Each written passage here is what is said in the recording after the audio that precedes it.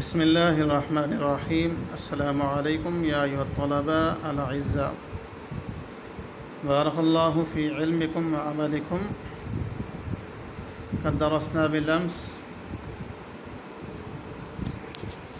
ترجمة الدرس وخمس الأسئلة من التمارين، واليوم نحن ندرس إن شاء الله السؤال السادس والسابع.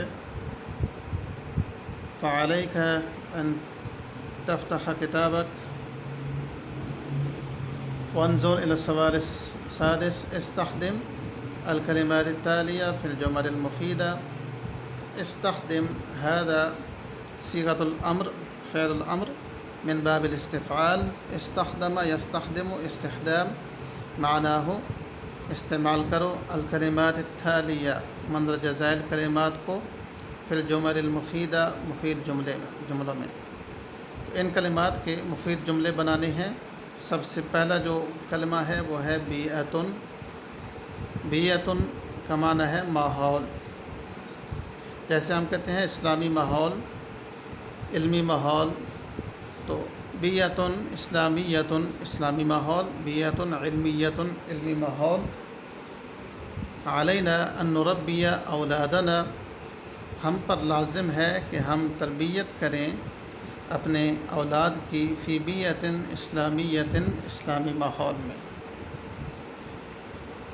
والکلمۃ الثانیہ نشأ. نشأ فعل ماض صیغۃ الغائب. نشأ معنی ہو پروان چڑھنا. نشأ الافغانی، افغانی نے پرورش پائی فی بیعتن علمیتن ایک علمی ماحول میں.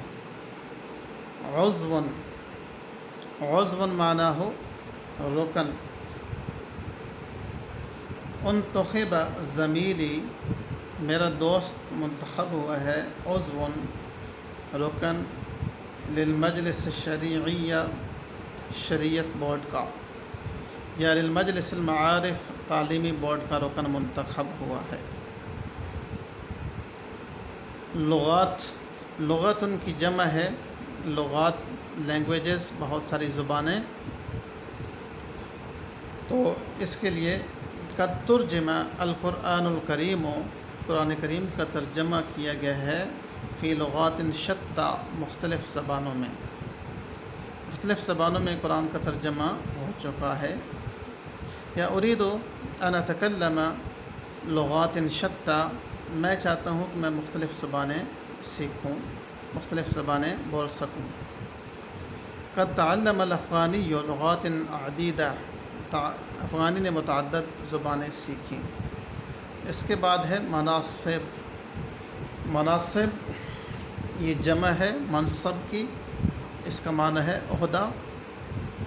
احتل الافغانی المناصب المہمہ یا المناصب الجلیلہ، افغانی بڑے بڑے عہدوں پر فائز رہے. رحیل، رحیل کا مطلب ہوتا ہے کوچ کرنا، کوچ کرنے کا ارادہ کرنا، کہیں سفر کا ارادہ کرنا. نصح الرجل اولادہ، آدمی نے اپنے بچوں کو نصیحت کی عند رحیلہ، جب وہ سفر پر نکل رہا تھا. والآن نشرع السؤال السابع. ترجم الی العربیہ، عربی میں ترجمہ کریں. ویسے عربی سے جب کسی اور زبان میں ٹرانسلیشن کی جاتی ہے تو اس کے لیے ترجمہ کا لفظ استعمال ہوتا ہے. یعنی انگریزی میں اگر آپ ٹرانسلیشن کرتے ہیں تو اس کے لیے ترجمہ، یا اردو کے لیے میں آپ جب ٹرانسلیشن کرتے ہیں تو اس وقت بھی ترجمہ کا لفظ استعمال ہوتا ہے. لیکن کسی اور زبان سے جب عربی میں ٹرانسلیشن کی جائے تو اس کو ترجمہ استعمال نہیں کرتے. اس کے لیے عموماً جو لفظ استعمال ہوتا ہے وہ ہوتا ہے تعریب. عرب فی اللغۃ العربیہ یا عرب الی العربیہ، اس زبان کو آپ عربی میں کنورٹ کر دیں. بہرحال چونکہ پاکستان میں ترجم کا لفظ ہر جگہ استعمال ہو رہا ہے. ترجمہ یترجم، اس سے باب یہ فعل امر ہے، صیغہ واحد حاضر ہے. اس کا مطلب ہے تو ترجمہ کر الی العربیہ، عربی میں. تو پہلا جملہ ہے سید جمال الدین افغانی اتحاد عالم اسلامی کے داعی تھے. چونکہ پاسٹ ہے اس کے لیے کانا کا لفظ استعمال کانا آئے گا. کان السید جمال الدین الافغانی داعیا الی وحدت العالم الاسلامی. کان السید جمال الدین الافغانی، جمال الدین افغانی تھے، داعین داعی تھے، الی وحدت العالم الاسلامی، عالم اسلامی کی وحدت کے. آپ افغانستان کے شہر اسد آباد میں پیدا ہوئے. قد ولدا، آپ پیدا ہوئے بمدینۃ اسد آباد، اسد آباد میں، فی افغانستان، افغانستان میں. تیسرا جملہ ہے آپ نے عربی اور اسلامی علوم کابل میں حاصل کیے. دراسہ، آپ نے سیکھے، العلوم العربیہ، عربی علوم سیکھے، والاسلامیہ، اور اسلامی علوم سیکھے، فی کابل، کابل میں. انگریزوں نے آپ کے خلاف سازش کی، تو سازش کے لیے جو لفظ استعمال ہوتا ہے وہ ہوتا ہے تآمر. تآمر یتآمر، تآمر سازش کی، الانجلیز انگریزوں نے، ضد الافغانی، افغانی کے خلاف. آپ نے پیرس سے اپنا میگزین العروۃ الوثقی شائع کیا. تو شائع کرنے کے لیے عموماً جو عربی میں استعمال ہوتا ہے لفظ وہ ہوتا ہے اصدر یصدر، اصدار نکالنا.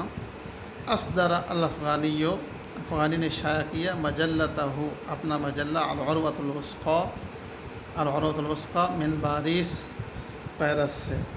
تو پیرس کے لیے پاریس کا لفظ ہے عربی میں. پیرس سے اپنا عربی کا مجلہ شائع کیا. یا ایھا الطالب قد اختتمنا هذا الدرس مع التمارين كلها، فعليك أن تكتب السؤال الخامس على كراستك بالخصوص تصریف الماضی والمضارع من استقبل، اختلق، انصرف. یہ جو استقبل، اختلق اور انصرف 5ویں کوسچن میں استعمال ہوئے ہیں، ان کو اگر ہم پھر دیکھتے ہیں صرف کے لحاظ سے تو یہ تینوں کلمات استقبل، اس کا اصل جو روٹ ورڈ ہے وہ ہے قابلہ.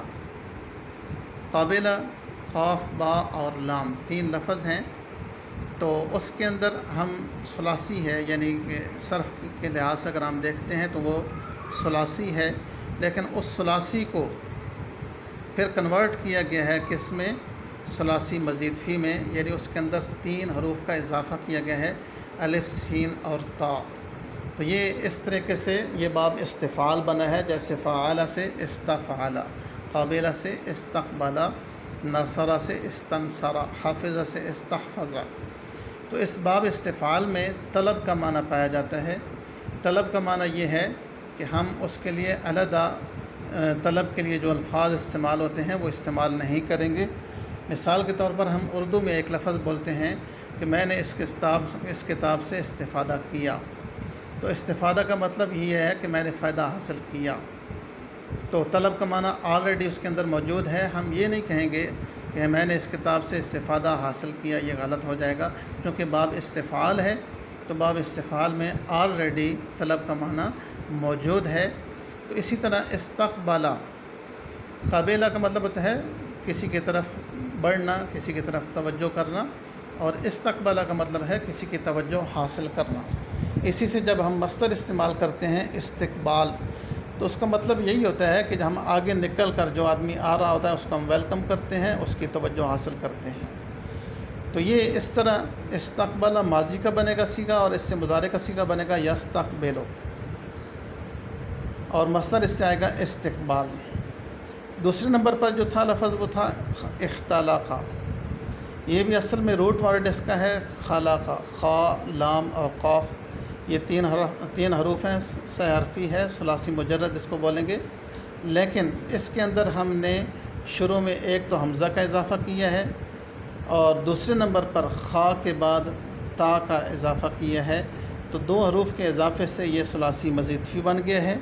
تو اس کا ماضی کا صیغہ ہے اختلاقہ، اور مضارع کا صیغہ ہے اس کا یختلقو اختلاقاً. تو یہاں پہ بھی وہی اس کا جو اصل حروف کا جو ثلاثی کا جو معنی ہے اس میں چینجنگ ہو گئی ہے. یعنی خلق کا مطلب ہوتا ہے پیدا کرنا، اور اختلق کا مطلب ہوتا ہے کوئی چیز پیدا نہیں ہوئی، وہ وقوع پذیر نہیں ہوئی، لیکن آپ کو اس کو اپنی طرف سے کھڑ لیتے ہیں، منسوب کر دیتے ہیں. تو یہ معنی ہے، اور یہ باب افتعال ہے. تیسرے نمبر پہ جو انصرف ینصرف ہے، انصرف یہ بھی اصل میں روٹ ورڈ اس کا اگر آپ دیکھیں تو یہ صرف تھا، صاد را اور فا، صرف. تو اس کے شروع میں ہم نے حمزہ اور نون کا اضافہ کیا، تو اس طرح ماضی کا صیغہ بن گیا انصرف. تو دوسرے نمبر پہ اس کا مضارع آئے گا ینصرف، انصرف ینصرف. تو یہ باب انفعال ہے، یعنی انصرف ینصرف انصرافا. صرف یصرف کا مطلب ہوتا ہے پھیرنا، اور انصرف ینصرف کا مطلب ہوتا ہے خود پھر جانا. تو دونوں کے معنی میں چینجنگ آ جاتی ہے. صرف یصرف جو تھا وہ متعدی تھا، یعنی آپ کسی چیز کو پھیرتے ہیں. انصرف ینصرف کا مطلب ہوتا ہے آپ خود پھر جاتے ہیں. تو صرف کی صورت میں آپ کو مفعول بہ کی ضرورت پڑتی ہے، جبکہ انصرف ینصرف کی صورت میں آپ کو مفعول بہ کی ضرورت نہیں پڑتی. تو یہ 3 ثلاثی مزید فی کے ابواب ہیں، اور پہلا باب ہے باب استفعال، دوسرا ہے باب افتعال، اور تیسرا ہے باب انفعال. ان تینوں کو اچھے طریقے سے یاد رکھنا ہے، یہ آگے بھی استعمال ہوں گے اور بار بار ان کا استعمال ہوگا. تو یہ 3 ثلاثی مزید فی کے ابواب ہیں جو آج ہم نے پڑھے ہیں. باب استفعال ہے، باب افتعال ہے، اور باب انفعال ہے. باقی اس کے کردان سیم اسی طریقے سے چلے گی جس طرح ثلاثی مجرد کے 14 صیغے ہیں، تو ثلاثی مزید فی کے بھی 14 صیغے ہی بنے گے. وہی 14 صیغے غائب کے 6 صیغے ہیں، حاضر کے مخاطب کے 6 صیغے ہیں، اور متکلم کے 2 صیغے استعمال ہوتے ہیں، مضارع میں بھی اور ماضی میں بھی. فعلیک ان تحفظ هذا الدرس والاسئلة كلها وان تكتب السؤال الخامس على كراستك. والسلام علیکم ورحمۃ اللہ وبرکاتہ.